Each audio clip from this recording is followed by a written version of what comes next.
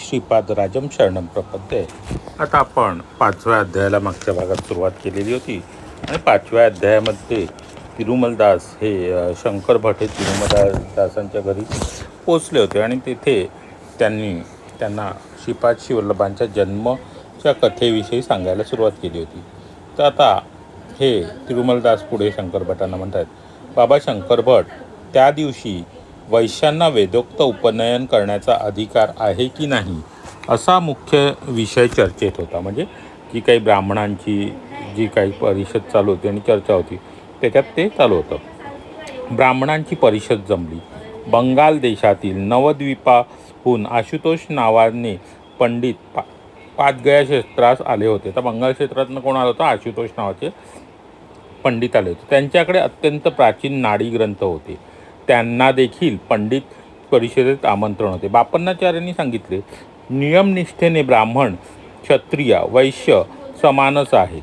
म्हणजे ब्राह्मण क्षत्रिय आणि वैश्य हे नियमनिष्ठेप्रमाणे समानच आहे। त्यामुळे प्राचीन धर्मानुसार त्या वर्णांचा वैदिक उपनयन करण्याचा अधिकार होता।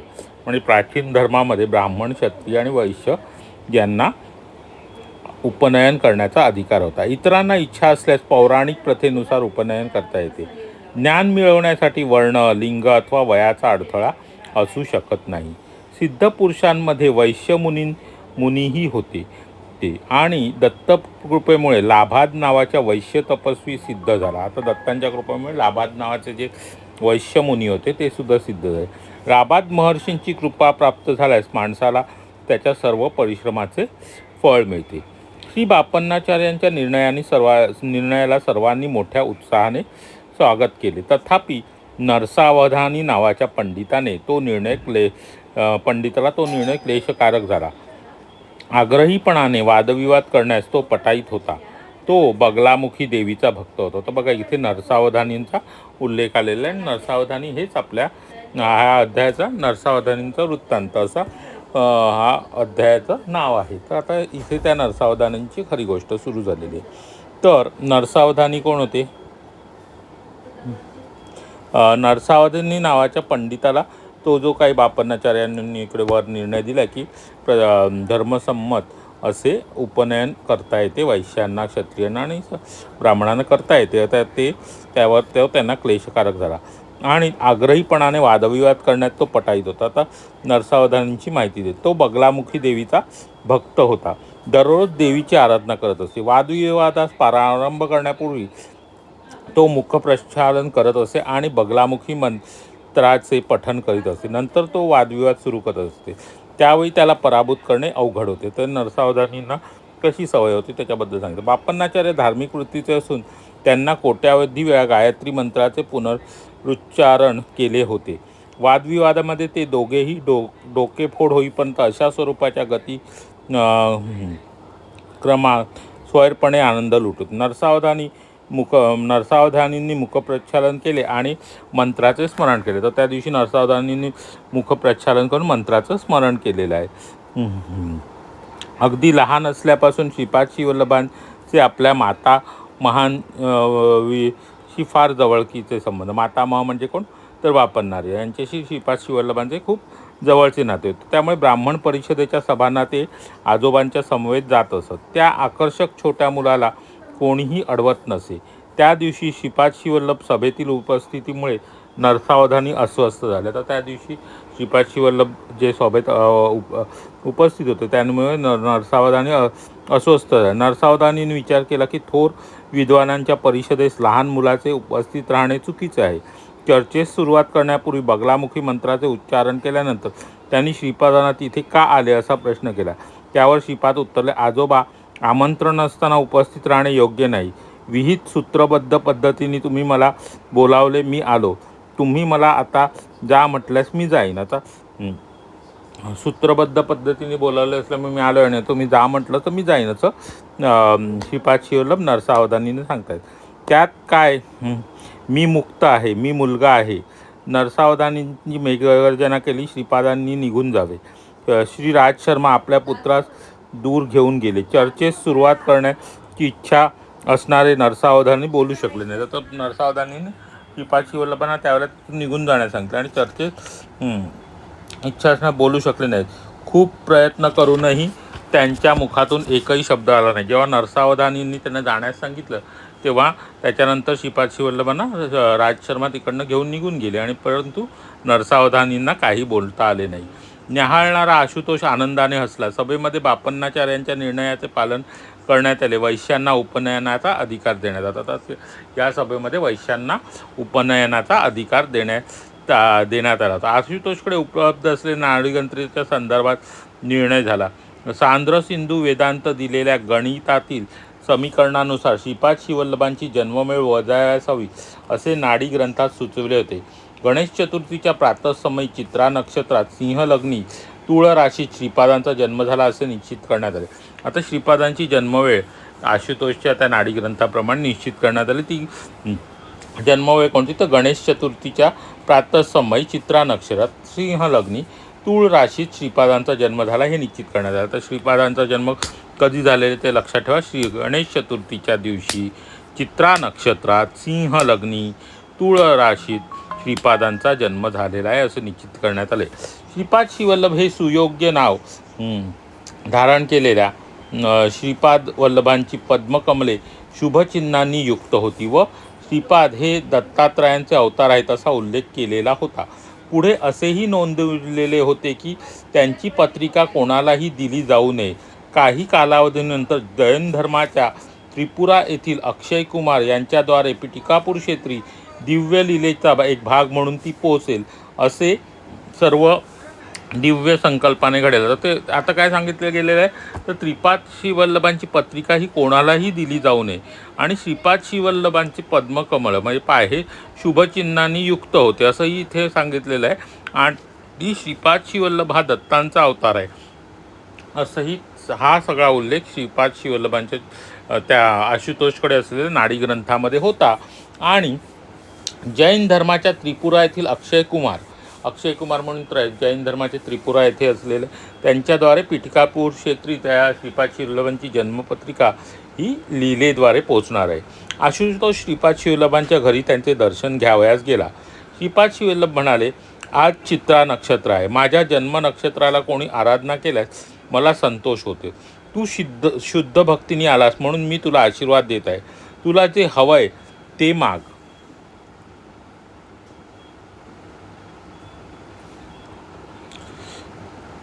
आता तुला जे काय हवं आहे ते तू माग असं त्या कोण म्हणताय? श्रीपाद श्रीवल्लभ म्हणतात. नंतर आशुतोष म्हणाला, भगवंत नरसावधानींनी बगलामुखीचे भक्त आहेत असे मला समजले. त्यांच्या सहकार्याने अंबिकेचे दर्शन घ्यावे असा माझा विचार होता. माझी इच्छा व्यर्थ आशा बनली. अंबिका त्यांच्यावर कोपली आहे असे मला समजले. श्रीपाद लगेच म्हणाले, तो आराधना करीत असलेली अंबिका खरोखरच मी आहे. ज्या क्षणी नरसावधानींनी मला जावयास सांगितले त्या क्षणी त्यांच्या सूक्ष्म शरीराबरोबर तोपर्यंत असणारी अंबिका माझ्यात विलीन झाली. सर्व देव आणि देवता स्वरूप आहे. मी सर्व देव आणि देवता स्वरूप आहे.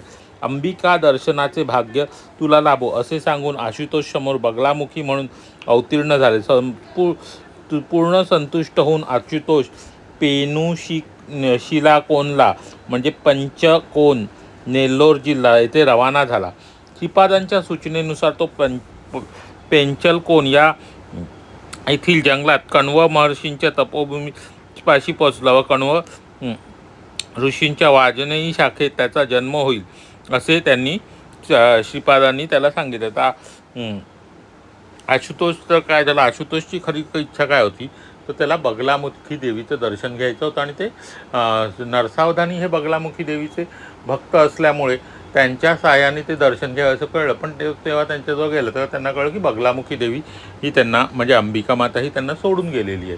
तर त्यावर श्रीपाद श्रीवल्लभ काय म्हणाले की जेव्हा आशुतोषला ते काय म्हणाले, जेव्हा नरसावधानीने मला जाण्यास सांगितलं तेव्हा त्यांच्यातलं जे अंबिकेचं रूप होतं ते बाहेर पडून सूक्ष्मरूप माझ्यामध्ये विलीन झालेलं आहे आणि तुला अंबिकेचं दर्शन होईल अशी हे देऊन त्यांना बगलामुखी देवीचं त्यावेळेला दर्शन दिलं आणि त्याला आशीर्वाद दिलेला आहे की तो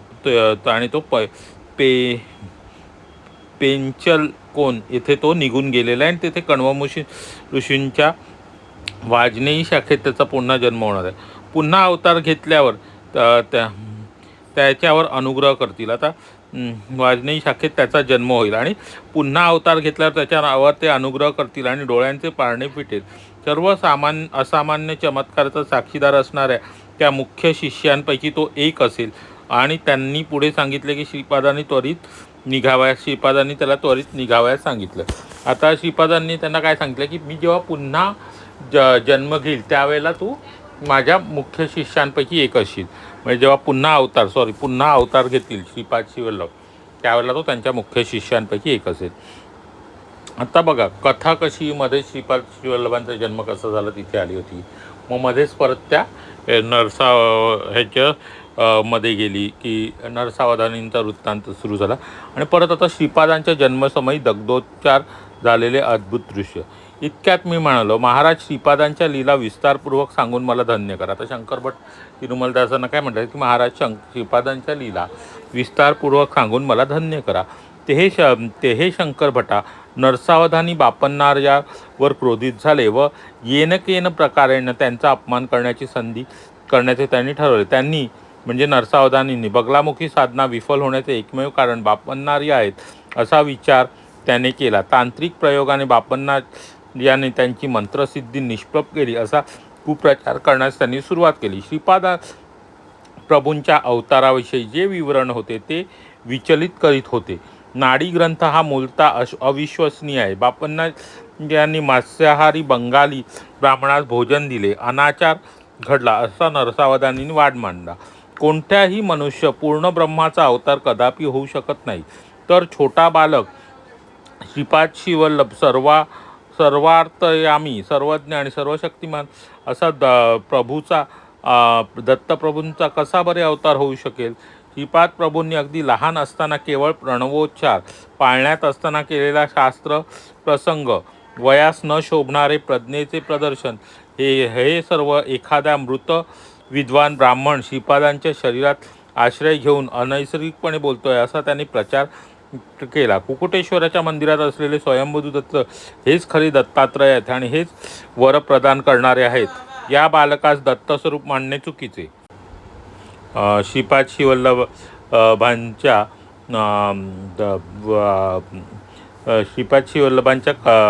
अवताराविषयी काहीतरी सविस्तर माहिती सांगावी असं विस्तारपूर्वक सांगावं अशी विनंती शंकर भटांनी तिरुमलदासांनी केले. आणि तिरुमलदास सांगतात की नरसावधानी हे त्या घटनेनंतर बापन्नाचार्यांवर क्रोधित झालेले होते आणि त्यांचे अपमान करण्याची एकही संधी विफळ करत नव्हते आणि स्वतःची जी बगलामुखी देवीची जी तांत्रिक साधना विफल झाली त्याच्यासाठी ते बापन्नाचार्यांना दोष देऊ लागले होते. आणि तसेच त्यांनी बापन्नाचार्यांनी आणि श्रीपाद श्रीवल्लभ हेच दत्तांचा अवतार आहे हे जे आशुतोषने सांगितले हे त्यांना अस्वस्थ करीत होते. आणि त्यामुळे त्यांनी अपप्रचार करायला काय सुरुवात केली की बापन्नाचार्यांनी एका मांस मच्छी खाणाऱ्या बंगाली ब्राह्मणाला भोजन दिलेलं आहे आणि त्यांचा हातून अनाचार गेला आणि सर्व शक्तिमान असं दत्ताप्रभू चा अवतार एक छोटंसं बालक कसं असू शकेल. त्यांनी जो लहानपणी प्रणवोच्चार केलेला आहे आणि त्यांनी जो वादविवाद घातला ते फक्त त्याला एका ब्राह्मण भूताने झपाटल्यामुळे केलेलं आहे असं त्यांनी अपप्रचार करण्यास सुरुवात केली. आणि त्यामुळे खऱ्या दत्त हे कुकुटेश्वराच्या मंदिरातच असलेले स्वयंभू दत्त तेच दत्तात्रय आहे असं सुद्धा त्यांनी सांगण्यास सुरुवात केली. आणि बालकास दत्तप्रभू मानणे चुकीचे आहे असं सुद्धा नरसावधानी सांगायला लागले. श्रीपादांच्या जन्मानंतर सतत 18 दिवसापर्यंत त्यांच्या जागेवर ज्या जागेवर त्यांना निजवत असत त्या जागी 3 फण्यांचा नाग आपला फणा उभारून बाळावर छाया करीत असे. श्रीपाद मातेच्या गर्भातून ज्योतिष स्वरूपाने अवतरले होते. जन्म होता क्षणीच महाराणी सुमती मूर्छित झाल्या. प्रसूतिगृहातून मंगलवाद्यांचा ध्वनी येऊ लागला. थोड्या वेळात आकाशवाणी झाली व सर्वांना बाहेर जाण्याचा आदेश झाला. श्रीपादांच्या सानिध्यात 4 वेद, 18 पुराणे आणि महापुरुष ज्योतिरूपाने प्रकट झाले आणि पवित्र वेदमंत्राचा घोष बाहेर सर्वांना ऐकू येऊ लागला. थोड्या वेळाने सर्वत्र शांतता पसरली. ह्या अद्भुत घटना बापन्नार सुद्धा अगम्य आणि आश्चर्यकारक वाटल्या.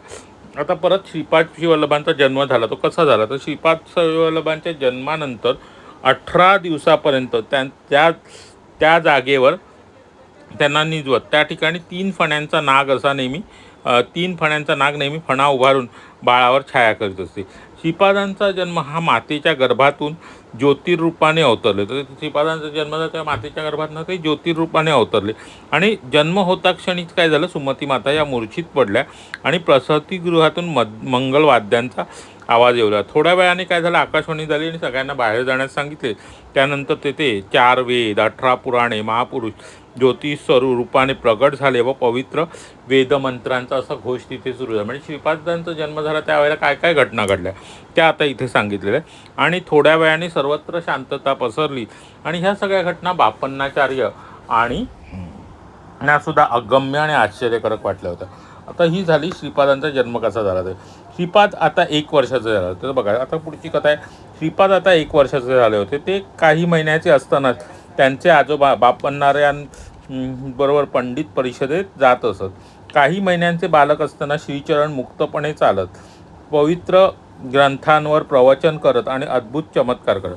आता काही महिन्यांचेच असताना श्रीपाद श्रीवल्लभ काय करायचे, तर ते आपल्या आजोबांबरोबर त्या पंडित परिषदेला जायचे. तिथे चालायचे मुक्तपणे. आता काही महिन्यांचंच बालक असून सुद्धा ते चालायचे आणि ग्रंथावर प्रवचन करत, हा अद्भुत चमत्कार करत. पिठिकापूरमध्ये रहिवासी विचार करत होते की मृत पावलेल्या महापंडित त्या बालकाच्या शरीरात प्रवेश करून ते कार्य करत आहे. ज्या बालकास योग्य ते उपचार न करता बापन्नाचार्य आणि राजशर्मा दोघंही या बालकास चुकीने दत्तावतारी समजत आहेत आणि ती स्वीकारार्ह बाब नाही असा ही विचार ते करत. पिठिकापूर हे पादगया क्षेत्र असून पितृदेवतांचे प्रधान स्थान, विगत आत्म्यांशी संपर्क साधून संभाषण करण्याचे सामर्थ्य असलेले काही तांत्रिक तेथे राहत असत. या अशा पिठिकापूरमध्ये वरील मुद्द्यांना बळकटी मिळाली. आता कसं आहे की श्रीपाद श्रीवल्लभांचं जे 1 वर्षाचं असताना जे काही चमत्कार घडत होते ते पिठिकापूरमधल्या ज्या काही लोकांना काय वाटायचं की हे पिठिकापूरचे रहिवासी काय विचार करायचे की ह्याच्या शरीरामध्ये कोणीतरी मृत पावलेला महापंडित आत्मा या बालिकाच्या शरीरात सगळं शिरून हे सगळं करतोय आणि या बालकास उपचारांची गरज आहे. ते न करता बापन्नाचार्य आणि राजशर्मा दोघंही त्या बालकास दत्तावतारी समजत आहेत. हे चुकीचं आहे. आणि पिठिकापूर हे मुळात काय पादगया क्षेत्र होतं, त्यामुळे तेथे पितृदेवाचे प्रधान स्थान होते. त्यामुळे तिथे वेगवेगळ्या विविध आत्म्यांशी संपर्क साधून संभाषण करण्याचे सामर्थ्य असलेले तांत्रिक सुद्धा तिथे राहत होते. त्यामुळे ह्या गोष्टींना तिथे खतपाणी जास्त घातलं गेलं. ह्या चुकीच्या विचारांना तिथे खतपाणी जास्त घातलं जात होतं. आता मी मल्ल्याद्रीपूरवरून आलेल्या बापन्नाचार्य आणि राजशर्मा यांचा घरचा रजक होतो. म्हणजे कोण, तो तिरुमलदास हे मल्ल्याद्रीपूरवरून आलेले. आता मल्ल्याद्रीपूरवरून कोण इथे आलेले होते, बापन्नाचार्य मल्ल्याद्रीपूरवरून आले आणि राजशर्मा यांच्या घरचे ते रजक होते. नरसावधानींचा घरचा जो रजक होता तो वृद्धावस्थेने मरण पावला. त्या रजकाला एक मुलगा होता, तो कोकंदम म्हणजेच त्या पूर्वीच्या वायसपूर अग्रहार सध्याचे काकीनाडा येथे निघून गेला. आता काय झालं, तिरुमलदास हे कोणाच्या घरचे रजक होते, तर बापन्नाचार्य आणि राजशर्मा. आणि नरसावधानींच्या घरचा जो रजक होता म्हणजे कपडे धुणारा जो धोबी होता तो मरण पावला वृद्ध, आणि त्याचा जो मुलगा आहे तो काकीनाडा येथे निघून गेला. त्यामुळे नरसावधानींच्या घरचे रजकाचे काम मला मिळाले. मला बापन्नाचार्यालूंच्या कुटुंबाविषयी आत्मीयता असल्याने माझ्यातील सत्प्रवृत्ती जागृत झाली होती आणि अध्यात्माची ज्योत प्रज्वलित झाली होती. नरसावधानींचे कपडे मी स्वतः न धुता माझ्या थोरल्या मुलावर रविदासावर ती जबाबदारी टाकली. सात्विक प्रवृत्तीच्या लोकांचेच कपडे मी धुवू शकत असे. मी कोणत्याही दिवशी नरसावधानींना पाहिले असता माझे पोट बिघडत असे व मी अन्न ग्रहण न करता येण्याची स्थिती येत असे. आता काय झालं, तर हे जे तिरुमलदास होते हे बापन्नाचार्यालू आणि नरसावधानींच्या घरचे रजक होते. त्याच वेळेला काही काळाने तिरुमलदास हे बापन्नार्य आणि राजशर्मा यांच्या घरचे रजक म्हणजे धोपी होते, आणि नरसावधानींच्या घरचा रजक जो होता तो वृद्धावस्थेने मरण पावला आणि त्याचा मुलगा हा काकीनाडाला निघून गेला. त्यामुळे नरसावधानींच्या घरचे रजकाचे कामसुद्धा यांच्याकडे झाले आणि ह्यांच्याकडे आलं. पण ते स्वतः त्यांचे कपडे धुत नसत, कारण का त्यांच्याकडून फक्त पुण्य कर्म करणाऱ्या लोकांचेच कपडे धुतले जात होते आणि त्यामुळे ते काम त्यांचा मोठा मुलगा रोहिदास हे करत होता. रविदास हे मला वाटतं, बघूया, रविदास करत होता. आणि सात्विक प्रवृत्तीच्या लोकांचे कपडे ते फक्त धुवू शकत होते तिरुमलदास. आणि एखाद्या दिवशी जर त्यांनी नरसावधानींचे तोंड जरी पाहिले तरी त्यांचं पोट हे बिघडत असे आणि त्यांच्यावर त्या दिवशी त्यांना अन्नसुद्धा ग्रहण करता येत नव्हतं. आणि केवढा परिणाम होतो. तिरुमलदासांवर श्रीवल्लभांचा दिव्य अनुग्रह. रविदास माझ्या पहिल्या पत्नीचा मोठा मुलगा. नरसावधानींचे कपडे मी स्वतः न धुता तो माझा मुलगा रविदास धुतो, ही वार्ता त्यांच्या कानी गेली. त्यांचे कपडे मी स्वतः धुवावे अशी त्यांची आज्ञा होती. मोठ्यांची आज्ञा शिरसावंद मानून मी ते कपडे स्वतः धुवू लागलो. मी ते कपडे धुत असताना श्रीपादांचे नामस्मरण करीत असे. ते घेऊन रविदास नरसावधानींकडे गेला. नरसावधानींनी ज्यावेळी ते धुतलेले कपडे घातले तेव्हा त्यांच्या अंगावर विंचू, विषारी गोम सरपटत असल्याचे वाटले. तथापि त्यांच्या कुटुंबातील इतर व्यक्तीवर त्याचा कोणताच परिणाम झाला नाही. नरसावधानींचे शरीर अग्नीवर ठेवल्याप्रमाणे पोळू लागले. ते कपडे त्यांना अग्निपोशाखाप्रमाणे वाटत होते. त्यांनी मला बोलावणे पाठवले व ते म्हणाले, कोणत्या तरी क्षुद्र विद्येचा मंत्राचा प्रयोग मी कपड्यांवर केला आहे. त्या निंद्य अपराधाबद्दल मला शासन झाले पाहिजे. त्यांनी माझी न्यायाधीशाकडे तक्रार केली, परंतु न्यायाधीशांनी मला निर्दोष जाहीर केले. बाबा शंकरभटा श्रीपाद श्रीवल्लभांच्या लीला अतर्क्य आहेत. न्यायाधीशाकडून घरी परतल्यावर श्रीपाद प्रभू एका 16 वर्षाच्या टवटवीत युवकाच्या रूपात आमच्या घरी आले. श्रीपादांच्या जन्मसमयापासून ते भक्तांच्या ना त्यांनी ठरवलेल्या वयानुसार दृश्यमान होत असत. श्रीपादांच्या लीलांविषयी प्रत्यक्ष संबंध असलेल्या ते अत्यंत नैसर्गिक वाटते. मी अत्यंत आश्चर्याने म्हणालो, महाराज, आपण उत्तम च्या ब्राह्मण कुलामध्ये जन्मलेले आहात, तेव्हा आमच्या रजकाच्या वस्तीत येणे काही योग्य नाही. तेव्हा प्रभू म्हणाले, नरसावधानी कोण आहेत हे तुला वाटते? रजकाच्या गाठोड्याशी तुलना होऊ शकेल असे पापाचे ओझे डोक्यावर वाहणारा तो एक रजक आहे. आणि उलट पक्षी तू रजक असून ब्रह्मज्ञानाचा ध्यास लागला आहे, त्यामुळे तू श्रेष्ठ ब्राह्मण आहेस. म्हणून इथे येणे माझ्यासाठी असंयुक्तिक नाही. नंतर मी श्रीपादांच्या चरणांवर नतमस्तक झालो आणि ढसाढसा रडलो. श्रीपाद प्रभूंनी माझ्याकडे अमृतदृष्टीने पाहिले व आपल्या दिव्य हातांनी मला उठविले. नंतर त्यांनी आपले दिव्य हस्त माझ्या शिरावर ठेवले. त्या क्षणी मला पूर्वीचा जन्म आठवला. माझ्यातील योगशक्तींना चालना मिळाली. कुंडलिनी शक्तीसुद्धा जागृत झाल्याचा अनुभव येऊ लागला. श्रीपाद प्रभू हळूहळू पावले टाकीत अंतर्धान पावले. आता बघा, इथे नरसावधानींवर तिरुमलदासांवर श्रीपादांचा दिव्य अनुग्रह कसा झाला तर एकदा नरसावधानींना कळलं की त्यांचा जो मुलगा आहे रविदास, तिरुमलदासांचा मुलगा रविदास हा त्यांचा कपडे धुतोय आणि तिरुमलदास काही त्यांचे कपडे धुत नाही. तेव्हा त्यांनी तिरुमलदासांना काय आज्ञा केली की तुम्ही माझे कपडे धुवायचे. आणि मोठ्यांची आज्ञा शिरसावंद मानून नरसावधानींचे कपडे हे तिरुमलदासांनी धुतलेले आहे. आणि कपडे धुत असताना त्यांनी श्रीपादांचे नामस्मरण करत ते धुतले. आणि जेव्हा रविदास ते कपडे नरसावधानींकडे घेऊन गेला आणि नरसावधानींनी ते कपडे घातले, त्यावेळेला त्यांना काय झालं, त्यांच्या अंगावर विंचू, विषारी गोम सरपटत असल्याचे वाटले. परंतु त्यांच्या कुटुंबातील इतरांना तसला कोणताही प्रकारचा त्रास झाला नाही. नरसावधानींचे अंग हे पोळू लागले. आणि त्यावेळेला काय झालं की त्यांनी आरोप केला की ह्यांनी कोणत्या तरी क्षुद्र विद्येचा तिरुमलदासांनी प्रयोग केलेला आहे मंत्राचा, म्हणून त्यांच्या कपड्यांवर केला आहे आणि तो अपराधाबद्दल त्यांना शासन झालं पाहिजे. म्हणून ते त्यांना न्यायाधीशाकडे घेऊन गेले. पण न्यायाधीशांनी सुद्धा तिरुमलदासांची निर्दोष मुक्त जाहीर केलेलं आहे.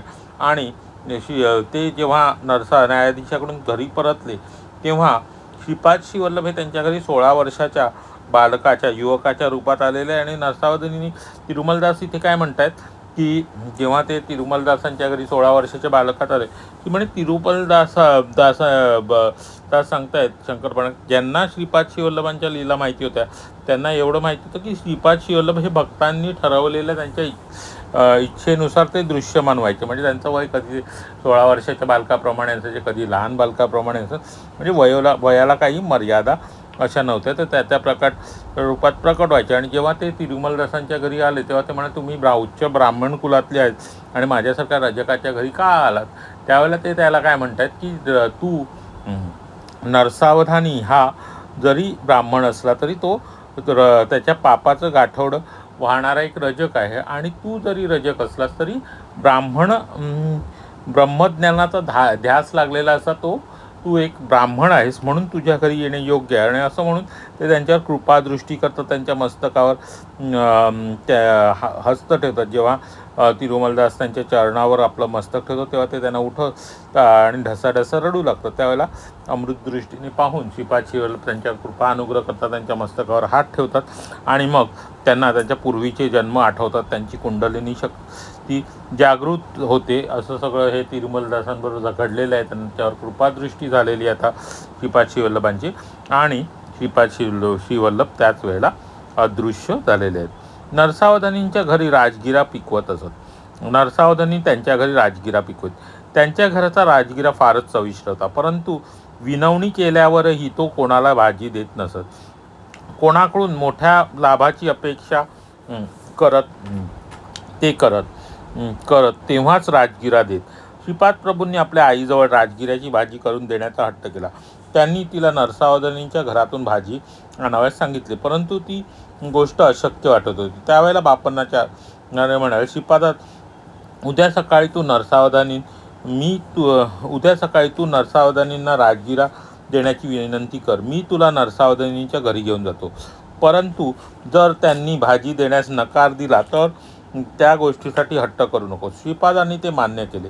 दुसऱ्या दिवशी बापन्नार या बालक श्रीपादांना घेऊन नरसावधानींकडे गेले. त्यांच्या घरी जातात बापन्नार या श्रीपादांना म्हणाले, श्रीपादा, मोठ्यांना नमस्कार करून त्यांचे आशीर्वाद घ्यावेत. नरसावधानी त्यावेळी बाहेर ओसरीवर बसले होते. त्यांच्या डोक्यावर लांब शिखा होती. नुकताच न्हावी येऊन नरसावधानीचे कर्तन करत होता. आजोबांच्या खांद्यावर बसलेल्या श्रीपादांनी नरसावधानींकडे बघितले व 2 हात जोडून त्यांना नमस्कार केला. अचानक घडलेल्या या घटनेने नरसावधानी आश्चर्यचकित झाले. श्रीपादांची तीक्ष्ण नजर नरसावधानीच्या वरील शिखेवर पडली व नरसावधानीच्या डोक्यावरील शिखा आपोआप गळून पडली. नरसावधानी गोंधळलेल्या स्थितीत होते व त्यांची शिखा आपोआप कशी काय पडली हे त्यांना समजले नाही. त्यावेळी श्रीपाद म्हणाले, आजोबा, आजोबांनी अत्यंत प्रिय असलेली डोक्यावरची शिखा आपोआप गळून पडली. आता त्यांच्याकडे त्यांना प्रिय असलेली तीही भाजी मागणे योग्य होणार नाही. त्यांना तीव्र दुःख असताना मी त्यांना अधिक दुःखात कशाला टाकू. चला आपण घरी जाऊया. आणि श्रीपादांनी राजगिऱ्याची भाजी पुन्हा कधीही मागितली नाही. श्रीपादांच्या नमस्काराने केलेली युक्ती नरसावधानींच्या लक्षात आली. ते ध्यानात बसले असता त्यांच्या शरीरातून त्यांच्यासारखेच दिसणारे एक तेजोवलय बाहेर पडले. नरसावधानींनी त्या तेजोवलयास विचारले की तो कोण आहे आणि कुठे चालला आहे. त्यावेळी तेजपुंज अशा नरसावधानींसारखे दिसणारे त्या आकृतीने उत्तर दिले, मी तुझ्यात राहणारे पुण्य शरीर आहे. तू आतापर्यंत कितीतरी वेळा वेदपठन केले आहे, स्वयंभू दत्तात्रयाची आराधना केलीस, परंतु श्री दत्तात्रयांनी श्रीपाद श्रीवल्लभ म्हणून अवतार घेतला व तू त्यांचा अपमान केलास. त्या तुझ्या शिखेवर राजगिऱ्याच्या भाजीवर असलेले प्रेम, आसक्तीच्या 1 लाभांश प्रेम तरी तू श्रीपादांविषयी असते तर तुझ्या जन्माचे सार्थक झाले असते.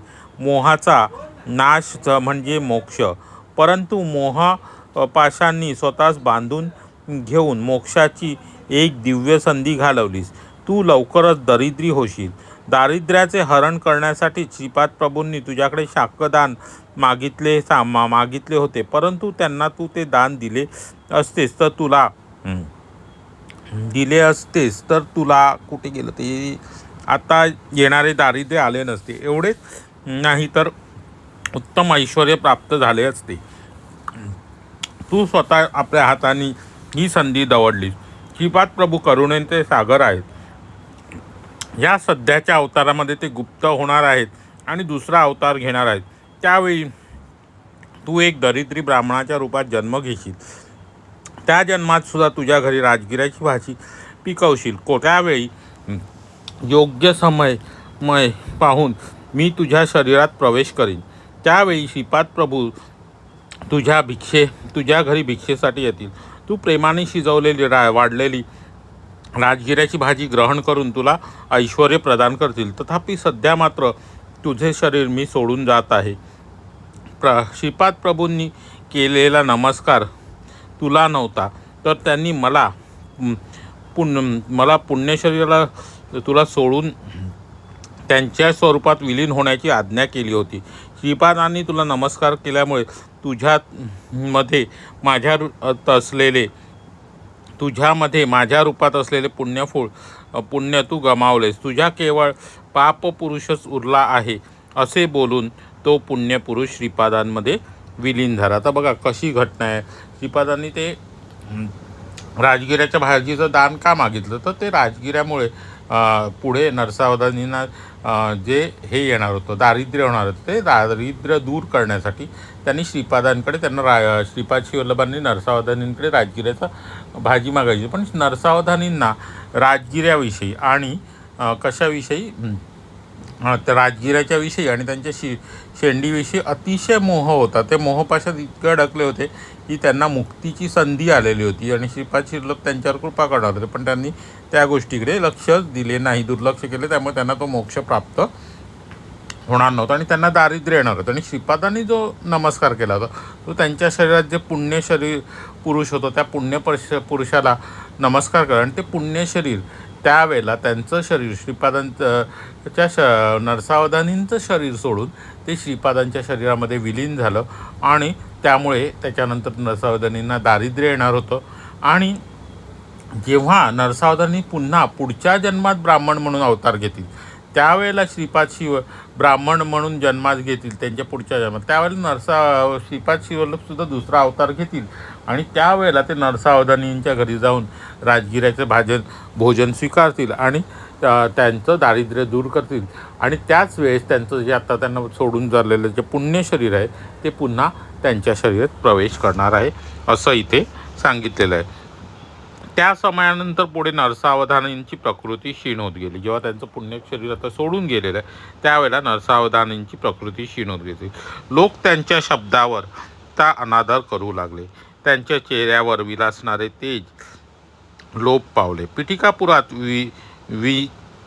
विषुचिका म्हणजे कॉलराची साथ पसरली. त्यात अनेक ग्रामवासी त्या रोगास बळी पडत होते. दूषित पाण्यामुळे जंतू वाढत असून ही साथ पसरण्यास कारणीभूत आहेत असा निष्कर्ष गावातील वैद्यांनी काढला.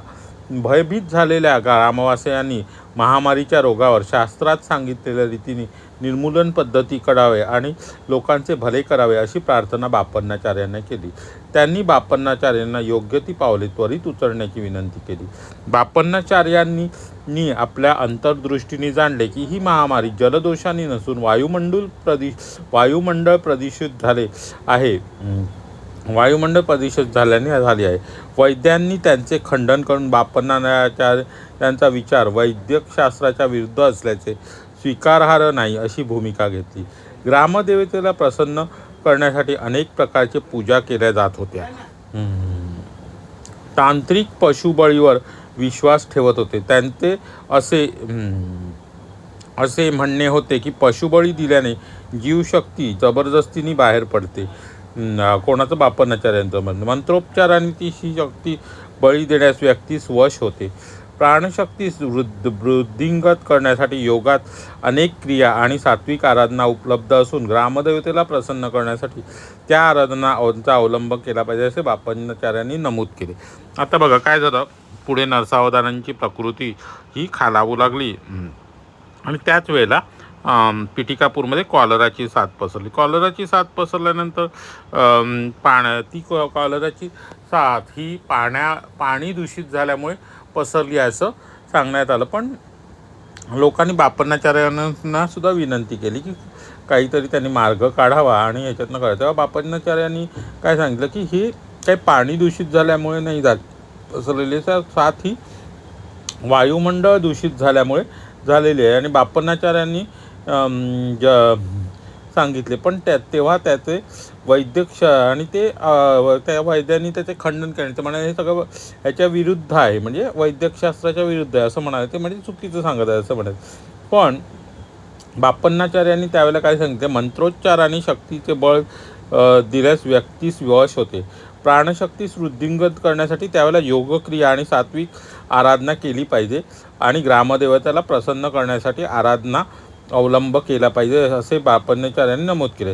त्यांनी ग्रामवासियांना असे सुचवले की त्यांनी पशुबळी देण्याचे थांबवले पाहिजे. तर ग्रामवासी त्यावेळेला काय करत होते, पशुबळी देत होते सगळं, तर ते चुकीचं आहे आणि त्यांनी पशुबळी देण्यास थांबवले सुचवले, परंतु त्यांनी पशुबळी देण्यास थांबवले नाही. श्रीपाद श्रीवल्लभांवर व त्यांच्या दिव्य कृतींवर श्रद्धा असणाऱ्या काही मंडळींनी हा विषय मग पुढे कुठे नेला, श्रीपाद श्रीवल्लभांकडे पुढे काढला. त्यावर श्रीचरण म्हणाले, ग्रामदेवतेस त्यांनी आदेश दिला आहे की तिने पशुबळीची मागणी करू नये. ती ग्रामदेवता समुद्र स्नान करण्यास गेली आहे. तिला दुधाची खीर अर्पण केल्यास काली माता शांत होईल. ही वार्ता गावातील सर्व लोकांना कळविण्यात आली. चर्मवाद्याच्या तालावर दवंडी पिटवण्यास सांगितले. दवंडी कोणी पिटायची असे विचारल्यावर ते म्हणाले की विषुचिका म्हणजे कॉलरा रोगाने ग्रस्त असलेल्या व्यंकय्या याने ही दवंडी पिटावी असा माझा निरोप त्यास द्या. श्रीपादांचे निष्ठावान भक्त व्यंकय्याजवळ गेले. तो मरणासन्न अवस्थेत होता. त्याला निरोप देताच तो मूर्छित पडला. एका घटनेनंतर तो शुद्धीवर आला व त्यांनी पूर्णपणे बरा झाला आणि तो पूर्णपणे बरा झाला. ही बातमी हा म्हणता पिठापूरमध्ये तो चर्चेचा विषय झाला. व्यंकटय्याने गावात फिरून चोहीकडे दवंडी पिटवली. बापन्नार्यांनी पाण्याने भरलेले एक मोठे भांडे घेतले, त्याच्या समोर आणून ठेवले आणि अशी आज्ञा केली. विषारी किटाणूंचा नाश करण्यासाठी त्यांनी काही मंत्रोच्चारण केले आणि वायुमंडळातील विषारी किटाणू पाण्यात तडफड करत आवाज करून पडले. अशा प्रकारे वायुमंडळ शुद्ध झाले आणि महामारी या रोगाने पिठापूर सोडले. श्रीपादांच्या जन्मतिथीस गणेश चतुर्थीला वाढदिवसाच्या दिवशी राजशर्मा पत्नीसह श्रीपादांना घेऊन बापन्नार्य यांच्याकडे गेले. ज्यावेळी बापन्नाचार्य श्रीपादांच्या चरणावरील शुभचिन्हे पाहण्याचा प्रयत्न करीत त्यावेळी त्यांना कोटी कोटी सूर्याच्या तेजोस्थितीचा अनुभव येई आणि महाविष्णूंची शुभचिन्हे त्या तीव्र प्रकाशात त्यांना दिसू शकत नसत. त्यांना राहून आश्चर्य वाटे. परंतु त्या दिवशी उच्चाकाली साळीच्या कोंड्यावर दिव्य असे पदचिन्ह दिसले. त्यांनी त्यांच्या कन्या सुमतीस विचारले, बाळ, या कोंड्यावरून कोण गेले? सुमती उत्तरली, दुसरे कोण, तुमचा लाडका नातूच येथून गेला. ते पद्मचिन्ह 16 वर्षीय कुमाराच्या पद्मचिन्हासारखे होते. आजोबांनी श्रीपादांना त्या आपल्या मांडीवर घेतले आणि चरणकमळांचे निरीक्षण करू लागले.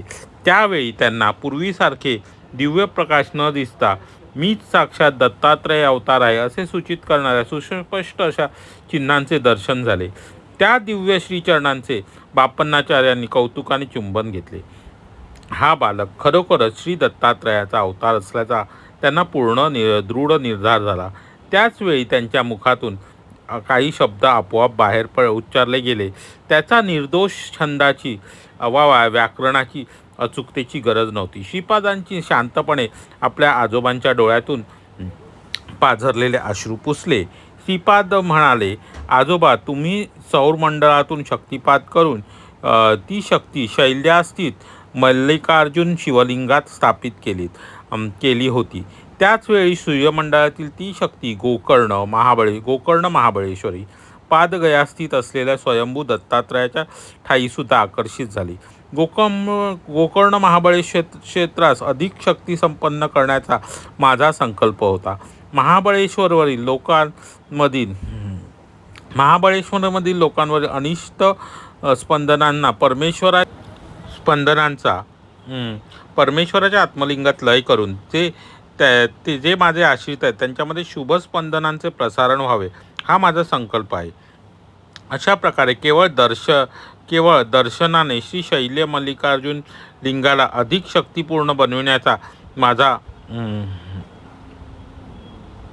माझा संकल्प आहे. तुम्ही सत्य ऋषी आहात. आईने माझ्या चरणी नमस्कार केल्याने मी अल्पायुषी होणार नाही असे सत्य विधान केले आहे.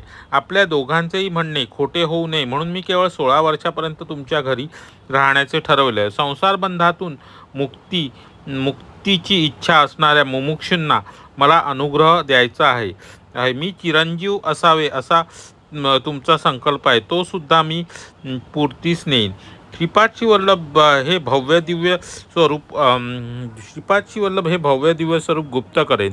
नृसिंह सरस्वती हा अवतार घेतला तरी श्रीपादशी वल्लभ रूप हे नित्य सत्य रूप राहील. नृसिंह सरस्वतींचा अवतार घेऊन मी शैल्य येथील कर्दळीवनात 300 वर्षापर्यंत तपश्चर्या करून प्रज्ञापूर अक्कलकोट येथे स्वामी समर्थ रूपात प्रकट होईल. तेथील वटवृक्षामध्ये माझी प्राणशक्ती प्रवेश करून मी शैल्याच्या शिवलिंगात विलीन होईन. म्हणजे बघा कसं त्यांनी सांगितलं की आधी ते श्रीपाद शिवल्लभ अवतार घेणार आहेत. श्रीपाद शिवल्लभ अवतार जरी त्यांनी पुढे नरसिंह सरस्वती अवतार घेतला तरी ते श्रीपाद शिवल्लभांचे रूप हे ते नित्य सत्यरूप राहील असं त्यांनी सांगितलं. आणि पुढे ते 300 वर्ष कर्दळीवनात तपश्चर्या करून नंतर अक्कलकोट येथे स्वामी समर्थ रूपात प्रकट होतील आणि आपली प्राणशक्ती शेवटी वटवृक्षामध्ये प्रवेश करून ते शैल्याच्या शिवलिंगात विलीन होतील असं त्यांनी सांगितलेलं आहे. बापन्नाचार्यांना हे सगळं आश्चर्यजनक आणि अद्भुत असे वाटले. आजोबांच्या घरी पहिल्या वर्षीचा वाढदिवस अत्यंत आनंदात व थाटामाटात झाला. तर श्रीपाद वल्लभांच्या जन्मानंतर त्यांचा पहिल्या वर्षाचा वाढदिवस कसा झाला आणि त्याच्यानंतर बापन्नाचार्यांना त्यांनी कशा प्रकारे आपल्या पदचिन्हांचे दर्शन दिले ते इथे सांगितलेले आहे. पिठिकापुरमला त्या दिवशी आणखी एक आश्चर्य घडले. नरसावधानी देवळाचे पुजारी आणि अजून काही मंडळी कुकुटेश्वराच्या मंदिरात गेली. त्याच दिवशी ते कुकुटेश्वराच्या मंदिरात गेले असताना तेथे स्वयंभू दत्तात्रयाची मूर्ती दिसली नाही. मंदिरातील मूर्ती दिसेनाशी झाल्याची वार्ता गावात दावानलासारखी पसरली. नरसावधानींच्या विरुद्ध असलेल्या एका तांत्रिकाने नरसावधानींनी शूद्र विद्येचे उपासक आहेत व त्यांनीच ती मूर्ती अदृश्य केली असा प्रचार करण्यास सुरुवात केली. नंतर पिठिकापुरमच्या ब्राह्मण समाजाने नरसावधानींच्या घराची कसून झडती घेण्याचा निर्णय घेतला. या संदर्भात विचारले असता बापन्नार्य म्हणाले की सत्य काही काळ वाट पाहिल्यानंतर प्रत्ययास येईल. त्याच्याविषयी मौन राखणे अधिक योग्य असे त्यांना वाटले. ते पुढे म्हणाले की योग्य वेळी प्रश्नाचे समाधान होईल. नरसावधानींच्या घरातील काही भाग खोदकाम केल्यावर तेथे मानव कंकाळ आणि शूद्र विद्येस उपयोगी पडणाऱ्या काही वस्तू सापडल्या. नरसावधानी निष्पाप होते परंतु ते शूद्र विद्येचे उपासक असल्याचा ठपका त्यांच्यावर बसला. दिवसेदिवस त्यांची प्रकृती क्षीण होत होती. त्यांच्या घरी एक वांज गाय होती. तिला बैलाप्रमाणे शेतीच्या कामासाठी वापरत. नरसावधानींनी तिला व्यवस्थित दाणा पाणीही देत नसत. त्या तांत्रिकाने त्या गायीमध्ये शूद्र शक्तीचे आवाहन केले. एके दिवशी त्या खुटाचे बंधन तोडून तिने घरच्या लोकांना शिंगाने मारले. तिच्या मालकाने अत्यंत प्रेमाने लावलेला राजगिरा भाजीचा मळा तिने उद्ध्वस्त केला. तिला दोरीने बांधणे कोणालाच शक्य झाले नाही. त्या दिवशी नरसावधानींच्या घरी त्यांच्या आईचे श्राद्ध होते. वडे व इतर खाद्यपदार्थ असा श्राद्धाचा संपूर्ण स्वयंपाक मोठ्या प्रमाणावर तयार करण्यात आला होता. नरसावधानींच्या स्वयंपाकघरातील सर्व अन्नपदार्थ त्या गायींनी फस्त केले. तोपर्यंत श्राद्धाच्या ब्राह्मणांचे भोजन झाले होते परंतु घरच्या मंडळींचे मात्र जेवण झाले नव्हते. त्या गायींनी सारे अन्न वडे खाऊन टाकले. श्रीपाद प्रभू आपल्या वडिलांना नरसावधानींच्या घरी घेऊन जाण्याचा हट्ट केला. श्रीराज शर्मा श्रीपादांना घेऊन नरसावधानींच्या घरासमोर जाऊन उभे राहिले. तेवढ्यात ती गाय नरसावधानींच्या घरातून बाहेर पडली. श्रीपादांनी त्यांच्या वडिलांना त्यांना जमिनीवर ठेवण्यास सांगितले.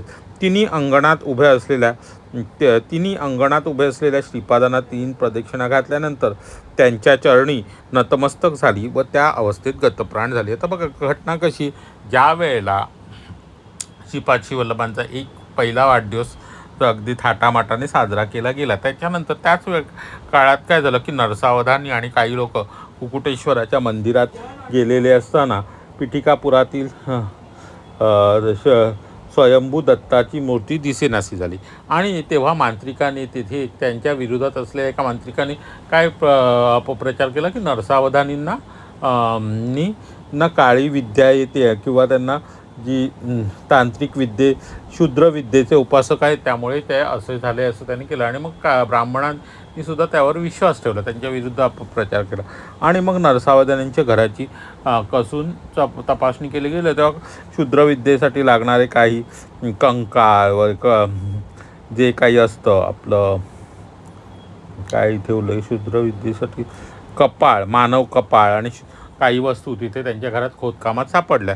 आणि बापन्नाचार्यांनी मात्र मौन धारण केले आणि त्यांना असं सांगितले की याचं योग्य काळी याचं उत्तर मिळेल असं त्यांनी तिथे सांगितलेलं आहे. आणि त्यांच्या घरामध्ये एक गाय होती जी वांज होती, त्यामुळे ते नरसावधानी तिला बैलाप्रमाणे तिचा वापर करत, शेतीसाठी वगैरे, शेतीच्या कामासाठी वगैरे वगैरे वापर करत. आणि त्या मांत्रिकाने काय केलं की त्या गायीमध्ये शूद्रविद्येचा प्रयोग करून क्षुद्र शक्तींचे त्या गायीमध्ये आवाहन केल्यामुळे त्या गायींनी काय केलं, त्या दिवशी सगळ्यांना मग ते बांधलेली तोडलं, सगळ्यांना शिंगाने मारलं आणि जो राजगिऱ्याचा मळा होता तो उद्ध्वस्त केला सगळा. त्या दिवशी श्राद्ध होतं त्यांच्या आईचं नरसावधे, तो सगळा स्वयंपाक, श्राद्धाचा सगळा स्वयंपाक तिने खाऊन टाकला. अशा प्रकारे ती विचित्र अशा प्रकारे शूद्रशक्ती संचारल्यामुळे हे करू लागेल. आणि त्यावेळेला फक्त त्या श्राद्धासाठी जे ब्राह्मण होते त्यांचं जेव्हा भोजन झालं, नरसावधानींच्या घरच्या सगळ्या लोकांचं जेवण बाकी होतं, तरी पण तिने ते सगळं अन्न खाऊन टाकलं. आणि त्यावेळेला श्रीपाद वल्लभांनी हट्ट करून आजोबांना, आपल्या वडिलांना म्हणत की मला नरसावधानींच्या घरी घेऊन चला. त्यावेळी त्यांचे आजोबा त्यांना नरसावधानींच्या घरी घेऊन गेलेले आहेत. आणि त्यावेळेला श्रीपाद वल्लभांनी त्यांना आपल्या वडिलांना सांगितलं मला खाली ठेवा. त्यांनी त्यांना खाली ठेवले आणि खाली ठेवल्यानंतर काय झालं की ती गायी आलेली आणि त्या श्रीपाद वल्लभांना त्यावेळेला त्यांनी 3 प्रदक्षिणा करून ती गतप्राण झालेली आहे. या प्रसंगावर गावातील लोक अनेक मते व्यक्त करू लागले. गायीने खाल्लेल्या वड्यामध्ये अनावधानाने विष मिसळले गेले. सुदैवाने पुण्यवान अतिथी वाचले, परंतु विषाचा परिणाम होऊन ती गाय मरण पावली. आता नरसावधानींना गोहत्येचे पातक लागेल, या पापाचा त्यांना त्रास होईल असे सुद्धा गृहीत धरले गेले. या प्रतिक्रियांमुळे नरसावधानी त्रस्त झाले. गायीने श्रीपादांना प्रदक्षिणा घातल्या व नंतर मरण पावली. त्या कारणाने श्रीपाद हे दैवी अवतार असल्याचे अनेक लोकांना वाटले. राजशर्मा आयुर्वेदाचे ज्ञान होते. ते नरसावधानींच्या विनंतीनुसार त्यांना औषधोपचार करीत होते. जेव्हा राजशर्मा नरसावधानींच्या घरी जात असत तेव्हा श्रीपाद त्यांच्याबरोबर जात असत. राजशर्मा थोर वैद्य असून सुद्धा परिणाम दिसून येत नव्हता. नरसावधानींची प्रकृती पुढे खालावतच गेली व एके दिवशी त्यांचा देहांत झाला. अफवा, अपप्रचार आणि असत्याला मुरड घालून सत्य करण्याचे प्रयत्न आणि सत्याला मुरड घालून असत्य करण्याचे प्रयत्न यांना पिठापुरात ऊत आलेला होता. राजशर्माने सदहेतूने औषध दिले, परंतु त्याचा प्रयत्नांना यश आले नाही. शेवटी जन्म आणि मृत्यू दोन्हीही परमेश्वराच्या नियंत्रणाखाली असतात. तांत्रिकाच्या तंत्र प्रयोगामुळे नरसावधानी मरण पावले असे काही लोकांचे म्हणणे होते. शत्रुत्वामुळे राजशर्मांनी नरसावधानींना योग्य उपचार केले नाही. दुसऱ्या वैद्यांनी जर उपचार केला असता तर ते जगले असते असा काहींनी विचार केला. इतर काही जणांचे मत असे होते की श्रीपाद वल्लभांना दत्तांचा अवतार मानणे असंयुक्तिक आहे. नरसावधानींच्या घरी श्रीपाद वल्लभांची रोज भेट देऊनही ते वारले, त्यामुळे श्रीपाद सर्वसामान्य मूल आहेत अशा प्रकारे काही लोकांनी त्या बाबतीत कल्पना केली. गाय विषामुळे मृत झाली. नरसावधानींना गोहत्येच्या भयानक पापामुळे मृत्युमुखी पडले आणि त्यांच्या घरातून अजून काही प्रेते स्मशानभूमीत जातील असे निर्धाराने सांगण्यात आले. बघा घटना एकच आहे, पण विविध लोकांनी त्याच्याविषयी कशा अफवा पिठापूरमध्ये उठवल्या, आणि पिठापूरमध्ये हा हेच होतं की प्रघातच होता की सत्य आणि असत्य त्याचा अपप्रचार करून सत्याला मुरड घालायची, आणि ते कसं सत्य हे दर्शवायचं, आणि सत्याला मुरड घालून घालून ते असत्य असं आहे दाखवण्याचा जणू पिठापूरमध्ये सगळा ऊत चालू होता. म्हणजे जरी श्रीपाद शिवल्लभ तिथे राहत होते तरी सभोवतालच्या ब्राह्मणांचा आणि त्या सभोवतालच्या लोकांना सत्यावर विश्वास ठेवण्याचं हे नव्हतं, ते नेहमी त्याच्यावर. त्यामुळे ह्या घटनेचा वेगवेगळ्या पद्धतीने वेगवेगळे अर्थ लावले गेले आहेत आणि ते सगळे इथे सांगितले गेले आहेत. गोहत्येचे पापशालन करण्यासाठी काही उपाय केले पाहिजेत असे सुचवण्यात आले. ब्राह्मणांना उदारपणे दान केले पाहिजे. गायीची सोन्याची मूर्ती ब्राह्मणांना दान केली पाहिजे. 40 दिवस वैयक्तिक पातळीवर यज्ञ करावयास हवेत. यज्ञ कालावधीत रोज ब्राह्मणांना विनामूल्य भोजन द्यावे. गोहत्येचे पापक्षालन करण्यास हे उपाय आहेत. वरील सर्व नियोजन करण्यासाठी नरसावधानींची संपूर्ण मालमत्ता विकावी लागली असती. ही बाब नरसावधानींच्या कुटुंबाला भयचकित करणारी घटना होती. आता बघा, ते गोहत्येचं पापशालन करण्यासाठी जे जे काही उपाय सांगते जर करण्याचं ठरलं तर नरसावधानीच्या कुटुंबांना त्याची पूर्ण मालमत्ताच विकावी लागली असती. नरसावधानींचे प्रेत अंतिम संस्कारासाठी स्मशानभूमीस वाहून नेण्यात आले. राज शर्मा, श्रीपाद शिवल्लभ आणि बापन्नाचार्यांनी नरसावधानींच्या कुटुंबियांचे सांत्वन केले. नरसावधानींच्या पत्नींनी त्यांचा हात धरून म्हटले, आता नरसावधानींच्या पत्नींनी त्यावेळेला त्यांचा हात धरून काय म्हटले, अरे बाळा श्रीपादा, चिमूटभर सौभाग्याचे वाण घेण्यासाठी. आता चिमूटभर सौभाग्याचे वाण घेण्यासाठी मी काय करत होते, तर मी दूरपर्यंत हळदी कुंकवास जात होते. तू दत्तात्रय आहेस, तर नरसावधानीने आजोबांना जिवंत करणे तुला शक्य नाही का? अमृतमय हृदय असलेल्या श्रीपाद प्रभूंनी त्या मातेचे अश्रू आपल्या दिव्य हातांनी पुसले आणि मौनात राहिले. म्हणजे श्रीपादांना त्यांनी जेव्हा विनंती केली तेव्हा श्रीपादांनी ते मौनात राहिले, अश्रू पुसून ते मौनात राहिले. राज शर्मा, श्रीपाद शिवल्लभ, बापन्नार्य या अंत्ययात्रेत सहभागी झाले. नरसावधानींचे ज्येष्ठ पुत्राने पित्यास त्या चित्तेस अग्नी देण्यासाठी अग्नी हातात घेतला. श्रीपादांच्या नयनातून अश्रूंचे 2 थेंब जमिनीवर पडले. मेघगर्जनेसारखा आवाजात श्रीपाद म्हणाले, आहा हा, मृत झालेल्या पित्यास अग्नी देणारा पुत्र पाहिला होता, परंतु जिवंत पित्यास अग्नी देणारा पुत्रास पाहिले नाही. त्याच्यात सारे लोक आश्चर्याने, तर सगळ्यांना आश्चर्य वाटले, त्या गोष्टीचं आश्चर्याने पाहू लागले. श्रीपादांनी चित्यावर असलेल्या नरसावधानींच्या भ्रूमध्यामध्ये अंगुष्ठाने हलकेच स्पर्श केला आणि नंतर पुन्हा स्वतःच्या भ्रूमध्यावर स्पर्श केला. नरसावधानींच्या अंगात हळूहळू चैतन्य स्फुरू लागले. नरसावधानींच्या शवयात्रेच्या पाठोपाठ आलेल्या सर्वांबरोबर शुभ मिरवणुकीत घरी गेले. आता ते जिवंत झाल्यामुळे त्यांना मिरवणुकीत घरी नेलं. श्रीपादांच्या अंगुष्ठ स्पर्शाने नरसावधानींच्या कर्मसूत्राचे ज्ञान झाले. त्यांच्या घरातील मृत असलेली वांज गाय ही गतजन्मातील त्यांची माता होती. आता जी वांज गाय होती ती त्यांच्या गतजन्मातील माता होती. तर त्यांच्या मातेच्या श्राद्धाच्या वेळेला त्या गायीचा मृत्यू झालेला आहे, पण ती कोण, त्यांच्या म्हणजे आधीच्या जन्मातली त्यांची माता होती. व त्यांच्या घरी असलेला बैल हा त्याचे पिताश्री होते, आणि त्याच्या घरी जो बैल होता ते कोण होते, त्याचे पिताश्री होते. या दोन्ही गोष्टीचा बोध नरसावधानींना झाला. आता दोघांनी नरसावधानींच्या आजीला म्हणजे वडिलांच्या आईला वृद्धकाळात वाईट वागणूक दिली होती. पुन्हा पुन्हा बघा, हा वृद्धांविषयी केलेल्या वागणुकीचा इथे सतत उल्लेख येतो की वृद्धांना कसं वागवलं पाहिजे. मागच्या भागामध्ये सुद्धा ते आलं होतं. तर आपण आधी हे पूर्ण करूया आणि मग त्याचं विश्लेषण करू. वृद्धापकाळात वाईट वागणूक दिल्याने त्या असे शूद्र जन्म घेतले आणि गुलामाप्रमाणे त्यांच्यासाठी कष्ट केले. मृतसमयी गायीने श्रीपाद प्रभूंना आपले दूध प्यावे अशी विनंती केली होती. पुढच्या जन्मी जेव्हा वांज गाय म्हणून ती जन्माला येईल त्यावेळेला श्रीपाद प्रभू ते दुग्धपान करतील असे श्रीपादांनी त्या गायीस वचन दिले. याचाही स्पष्ट दृष्टांत झाला. सूक्ष्म लोकातील विविध गोष्टींचे आकलन होण्यासही सुरुवात झाली. उदाहरणार्थ, त्या तांत्रिकाने नरसावधानीवर प्रयोग केला होता. त्यांचा मृत्यू लवकरच होणार असून पुढच्या जन्मी तो ब्रह्मराक्षसाच्या यवनीत जन्म घेणार असून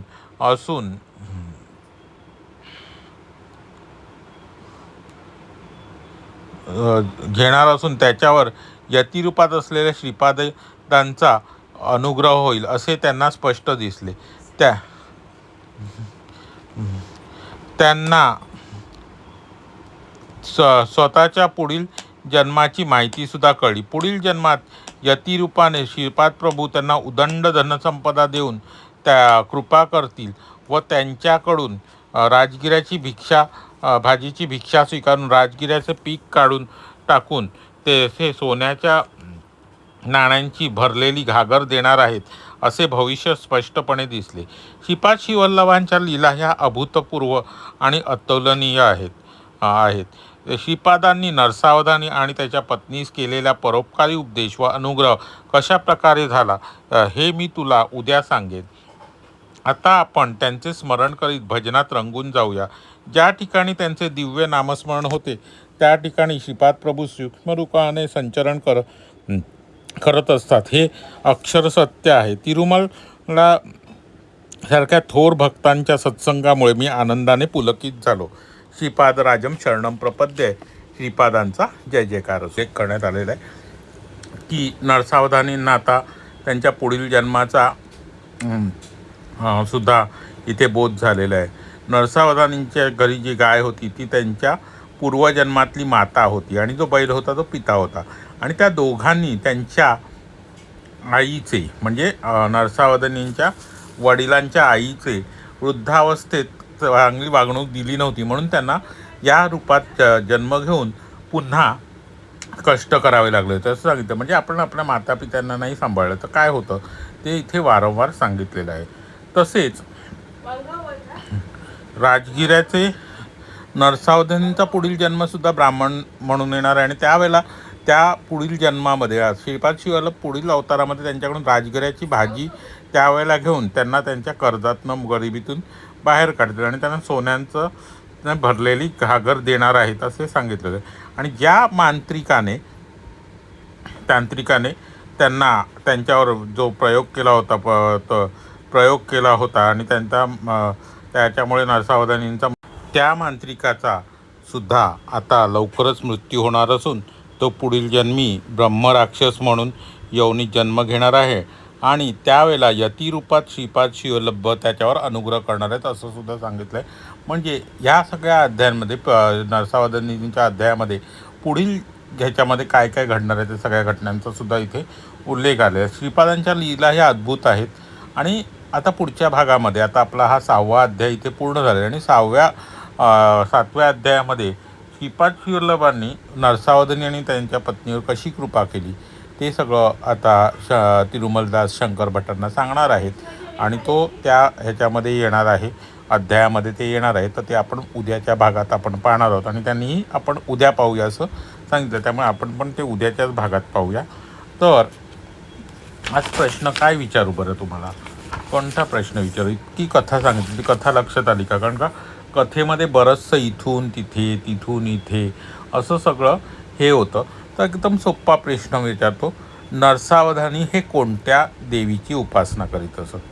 प्रश्न नीट ऐका. नरसावधानी हे कोणत्या देवीची उपासना करत असत? हे एकदम सोपं प्रश्न आहे. जेव्हा तुम्ही नरसावधानीविषयी माहिती वाचाल तेव्हा त्याच्यामध्ये त्याचा उल्लेख आलेला की नरसावधानी कोणत्या देवीची उपासना करतात. तर आपण आजचा अध्याय आपण आता इथे संपवत आहोत. आपला 6वा अध्याय आता संपलेला आहे. आपण उद्या 7व्या अध्यायाकडे वळणार आहोत. श्रीपादराजम शरणम प्रपद्ये. श्रीपादांचा जय जयकार असो.